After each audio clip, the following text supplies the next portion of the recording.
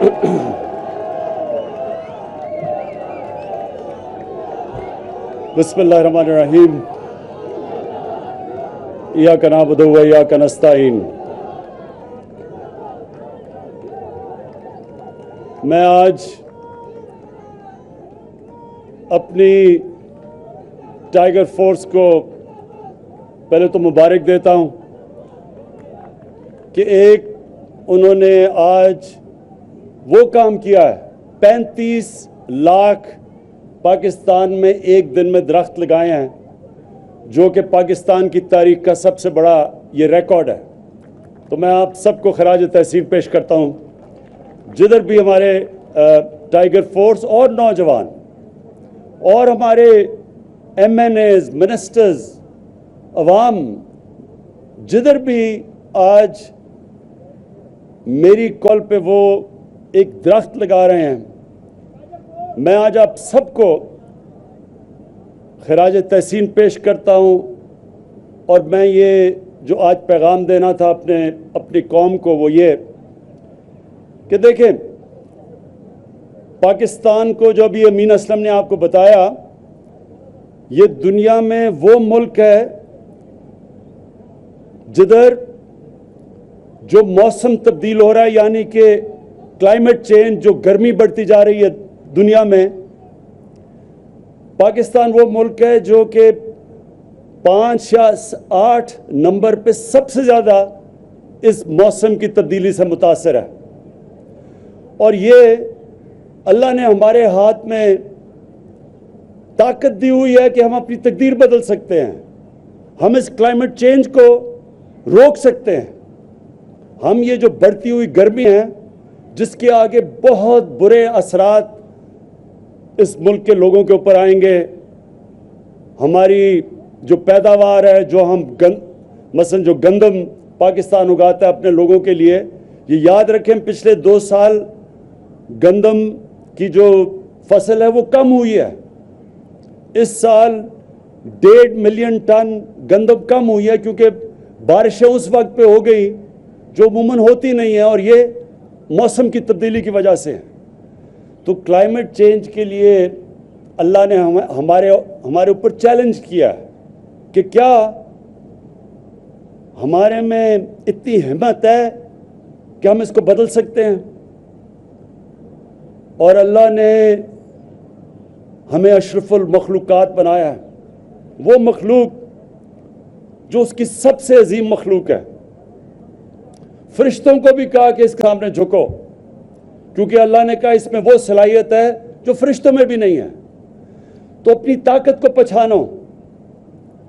ये जो हमने अपने मुल्क की तबाही की है, अपने जंगलात ख़त्म करके, अपने दरख्त काट के, उसका ये नुकसान है कि आज पाकिस्तान अगर इसी रास्ते पे चलता रहा तो आगे ये जो हमारे ग्लेशियर हैं, जिधर से दरियाओं में पानी आता है, 80% पानी तो ये ग्लेशियर से आता है जो पहाड़ों पे है। तो अगर ये गर्मी बढ़ती रही, ये ग्लेशियर पिघलते रहे, दरियाओं में कम पानी जाएगा, और इसका नतीजा आगे हमारे कई इलाके रेगिस्तान बन जाएंगे, यहाँ भूख और इफलास होगा। इसलिए मैं अपनी आज कौम को कहना चाहता हूँ कि ये हम सब की जिम्मेदारी है, अपने आने वाली नस्लों के लिए, अपने बच्चों के लिए, ये हम सब की जिम्मेदारी है कि हम पूरी कोशिश करें अपने मुल्क को हरा करने के लिए। और ये जो आज हमने शुरुआत की है, 35 लाख दरख्त आज जो लगाए हैं, ये एक शुरुआत है। ये मुसलसल एक जद्दोजहद, एक जहाद है, क्योंकि ये अपने दिन ये नहीं कर रहे, अपने बच्चों के लिए कर रहे हैं, आने वाली नस्लों के लिए कर रहे हैं। ये जो छोटे बच्चे खड़े हैं, इनके फ्यूचर के लिए कर रहे हैं। और दुनिया में कई मिसालें हैं, जिधर अल्लाह कुरान में कहता है कि कई कौमें तुम्हारे से पहले मैंने तबाह की जो मेरे हुक्म पे नहीं चली, और फिर कई कौमें अल्लाह ने बचा ली जब कौम मुनज़्ज़म होकर फैसला करती है कि हम जो अल्लाह की ज़मीन के ऊपर हम नुकसान कर रहे हैं, हम ये नुकसान के बजाय अल्लाह की ज़मीन میں بہتری لے کے آئیں گے، اور سب سے بڑی بہتری ہوتی ہے صدقہ جاریہ ہے ایک درخت اگانا۔ تو آج ساری ٹائیگر فورس کو اور سارے پاکستان کے نوجوان اور ہماری ایڈمنسٹریشن جو بھی آج جنہوں نے شرکت کی، پھر سے میں ان کا پہلے تو شکریہ ادا کرتا ہوں اپنے ملک کی طرف سے، اور پھر آگے آپ کو یہ سمجھانا چاہتا ہوں کہ یہ صرف شروعات ہیں، یہ بڑی ایک لمبی اب جنگ چلے گی، لیکن شکر ہے کہ ہم نے یہ شروع کر دیا یہ راستہ اپنی زندگی بدلنے کا، اپنے ملک کو بہتر کرنے کا۔ اور پہلے تو ہم نے یہ ملک کو ہرا کرنا ہے، درخت اگانے ہیں۔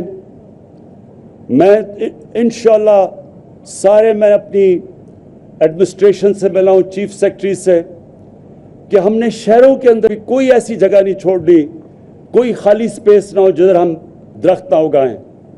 اپنے ملک کو ہرا کرنا ہے۔ اور جی مجھے پتہ ہے خواتین بھی ہیں، اور خواتین نے سب سے زیادہ شرکت کرنی ہے اس میں۔ اور دوسری چیز آپ نے یاد رکھنی ہے کہ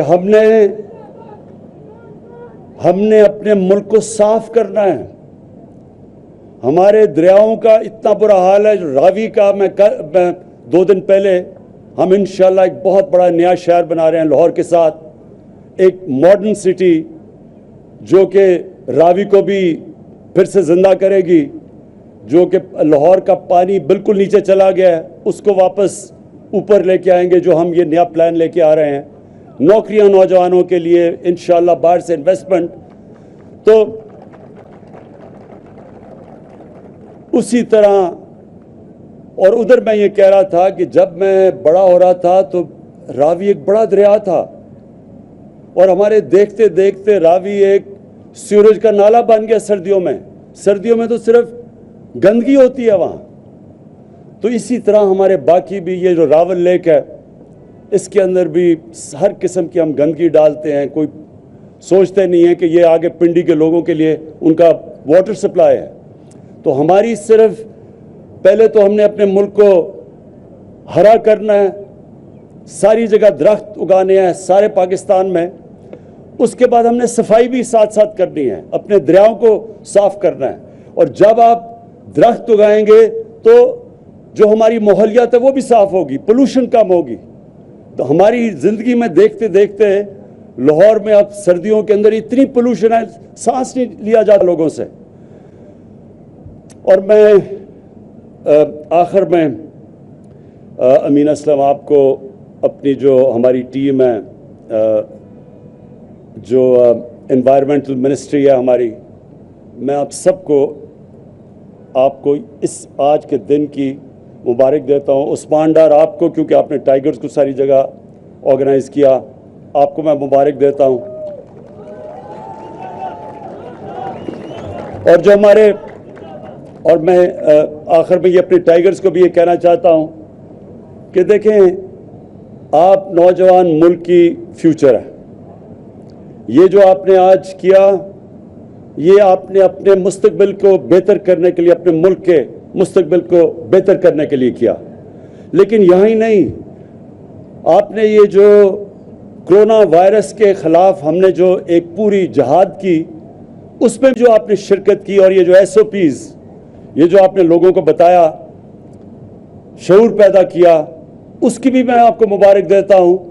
کیونکہ پاکستان آج وہ بڑے کم ملکوں سے ہے، ہم بہت ان کم ملکوں میں ہیں جنہوں نے کامیابی سے یہ اتنا بڑا جو عذاب آیا ہوا تھا اس ملک پہ اور ساری دنیا پہ آیا ہوا ہے کرونا وائرس کا، ہم وہ ملک ہیں جس نے محنت کی، کوشش کی، گورنمنٹ نے اپنی پوری کوشش کی، سارے ادارے اکٹھے ہوئے، ہم نے اپنے ڈاکٹر سے مسلسل مشورے لیے ہر روز، ہم نے وہ کام کیا جو بڑے کم دنیا کے ملکوں میں کیا، سمارٹ لاک ڈاؤن، بجائے ہم نے اپنے سارے ملک کو بند کر کے اور اس ملک میں غربت بڑھاتے، ہم نے سمارٹ لاک ڈاؤن کی طرف گئے۔